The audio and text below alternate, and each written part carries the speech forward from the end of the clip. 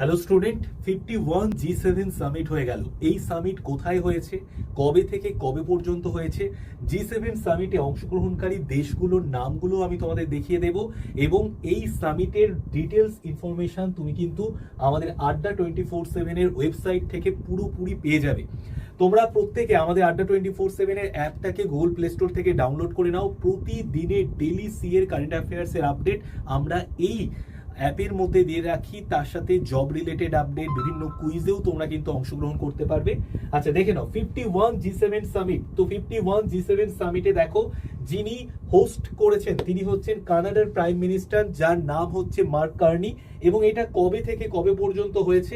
এটা হয়েছে 15ই জুন থেকে 17ই জুন পর্যন্ত, 15, 16, 17 জুন। এবং কানাডার কানানাস্কিসে কিন্তু এই G7 সামিটটা হয়েছে। ওকে, এইবার দেখো the member countries include Canada আছে, ফ্রান্স আছে, Germany, Italy, Japan, United kingdom এবং তার সাথে ইউনাইটেড স্টেটস। ওকে, তো এই ইনফরমেশন গুলো শেয়ার করে দিলাম। প্রতিদিন সকাল 8টায় ডেলি কারেন্ট অ্যাফেয়ার্স এর ক্লাস হচ্ছে, সেখানে অলরেডি এই সামিটটা নিয়ে আজকে সকালেই আলোচনা করেছি। তোমরা প্রত্যেকে যারা যারা কারেন্ট অ্যাফেয়ার্স এর ক্লাস দেখোনি দেখে নাও এবং কারেন্ট অ্যাফেয়ার্স এর ফ্রিতে পিডিএফ পাওয়ার জন্য তোমরা 81 59 91 66 85 এই নাম্বারে হাই লিখে পাঠিয়ে গ্রুপে যুক্ত হয়ে তোমরা কিন্তু ফ্রিতে পিডিএফ পেতে পারো।